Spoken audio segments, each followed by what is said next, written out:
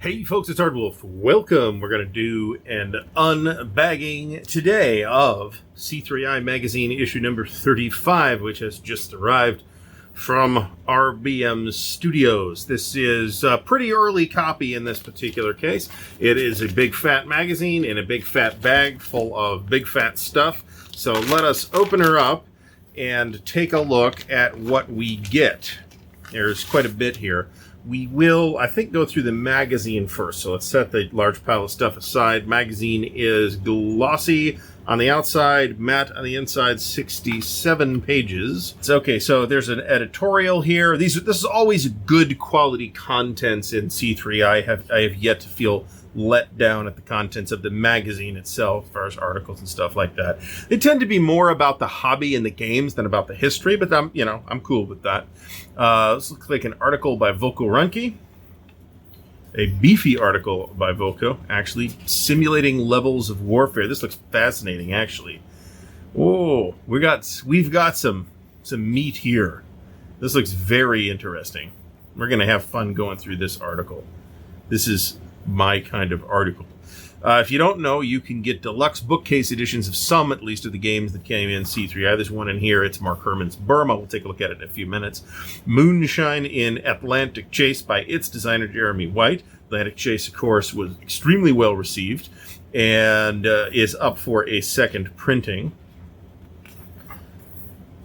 Cleo's Corner from Mark Herman, The Sequence of Play, or How to Organize Chaos. Mark's articles in C3i are always really solid as well.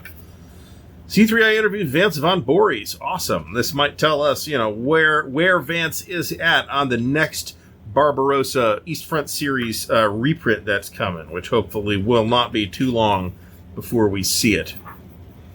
Battle for Kursk by Trevor Bender, the designer of Battle for Kursk. So this was the game that was in the last issue. I think it was the last issue of C3i.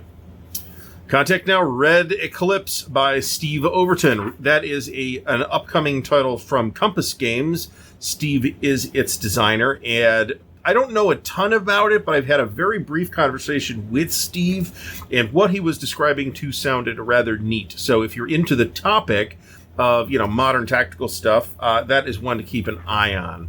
What is Game Development by Jason Carr, who of course is doing a bunch of it now. A tribute to the memory of John Hill and Chad Jensen by Sam Sheik, or Sheik, I'm not sure. Sorry, Sam, if your name is being mispronounced here. Rules of Order Ethics in Gaming by Trevor Bender. Top 10 Unethical Behaviors. Interesting. That's Not a War Game by Harold Buchanan. Oh my God, Harold. Harold, what are you doing to me? You're killing me here.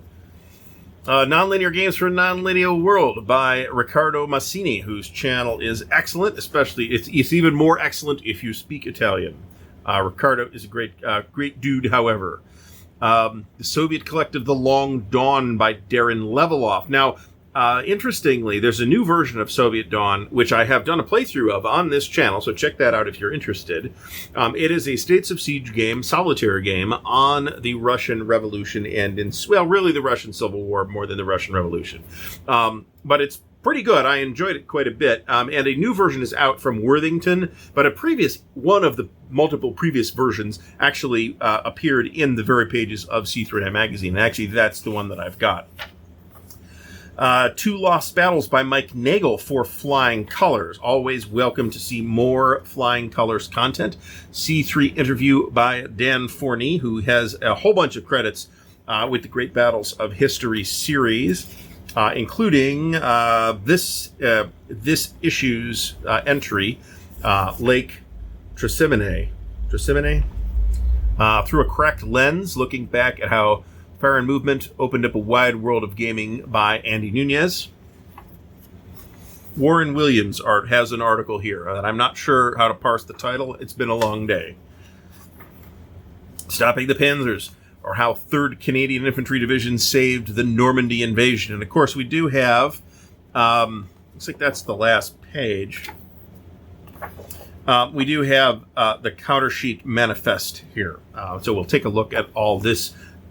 All the extra goodies that we get in here, and there's quite a bit. So the the cover piece here is Mark Herman's Burma. For those who haven't heard about this, this is a scenario, sort of standalone scenario from Mark Herman's Empire of the Sun, which is one of the best games of the last 30 years released in the wargame space. I think that is not disputable. And we have a nice new small-ish scenario here in the new C3i. So this is one of about 3 of these that have appeared in C3i, and they're all worth playing in their own right, without necessarily having to make the larger time investment that a complete game of Empire of the Sun would be. So this is a 4-turn game, as opposed to what I think is, I think the main game is like a 12-turn game or something like that. Obviously a lot fewer pieces here, so the game should move faster. So the rule book is fairly beefy. It's 36 pages, again, matte finish, full color, looks good. Everything looks good. There are also cards, because it is a card-driven game, and you actually get the cards. So like I said, this is standalone. So you've got what looks like 3x8 or 24 Japanese cards, and 3x8 or 24 Allied cards. Okay. Okay, so that looks very nice, and we'll see the counter sheet, and we'll probably look at the counter sheet last. I was very much looking forward to this as a huge Great Battles of History fan. This is Lake Trasimene, Umbria, Italy, 21 June 217 BC. I don't know a lot about this battle, I gotta tell you, but there's the sample historical setup between the Romans and the Carthaginians. Timing suggested to me that it was the Second Punic War. I think Second Punic War. Okay, we get a whole booklet on this, right? There's like an 8-page booklet here. It's a 12-page booklet. So we get variant scenarios and extensive historical notes, and for a magazine supplement to SPQR, this is a very deluxe presentation. So we get another map, okay, and we're going to have to do special stuff with this map, because this is what feels like and is a full-sized war game map. With, larger counters than one normally sees in the Great Battles of History series. Not an incredibly, fancy map by modern standards, but I think it looks great, and I will be delighted to play this scenario on it. And looking at it, this might be a pretty good SPQR intro scenario as well, because it's not that big. Okay, and the larger hexes actually, I think, will increase playability. One of the challenges that you have with GBOH is, there's square counters and long counters and markers, and there's kind of a lot of markers, and it can create a little bit of counter management headache that some people have actually objected to. And I think you get, let's verify this. You get the simple you get the simple GBOH version in there too. So here we have a new scenario for Labyrinth by Trevor Bender, the high watermark scenario 2015, and this gives you how to set the deck up. So get a whole new scenario for Labyrinth that'll happily go into my Labyrinth box. Here's another game. There's a whole second game here, Roman Disaster at Teutoburg, which looks like it's a relatively who's the designer here? By Mustafa Banabi. Who I'm not familiar with. A game designed by Pascal Tupi, who's, I'm probably mispronouncing everybody's name. Let's not assume I'm pronouncing anybody's name correctly. So this looks fairly abstract, probably relatively quick. There's all the rules. There's the map. Here is looks like scenario notes, historical notes. This is, of course, going to be the Teutoburger Wald battle where the Romans got defeated by some bunch of Germans. Here we have the counter sheet, which looks like the U.S. Post Office was kind enough to bend it just a wee bit in transit. That's irritating, but not the end of the world, because everything will be fine once it is punched, clipped, and organized anyway. So this is on the newer, thicker brown core stock, similar to what GMT is using. We have... Here is our Burma, the Forgotten War stuff, which matches the stylistic conventions of Empire of the Sun, where the ships are a little bigger. There's not a lot of ships in this one. There's just looks like 7 ships, and the most of it is, that part of the war was pretty much a ground war. We also have what looks like some errata counters for the Men of Iron Tri-Pack. Those will go right in.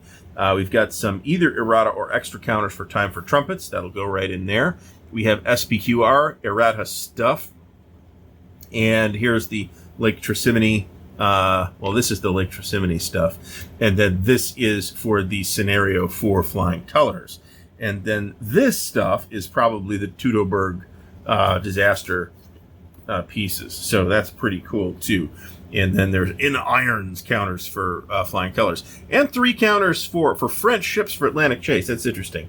Don't recall there being scenarios with French ships, but I could be wrong. Very interesting there. So, a whole pile of brand new shiny stuff from fine folks at RBM Studios.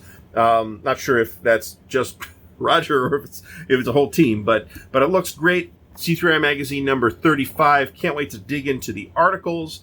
And right now we are embroiled in Mark Herman's mega Pacific War, so we're probably not going to get to the Burma scenario anytime soon, but Empire of the Sun is always at or close to the top of the games to be played list anyway, and the next game we play of it might well be this one, the Burma game.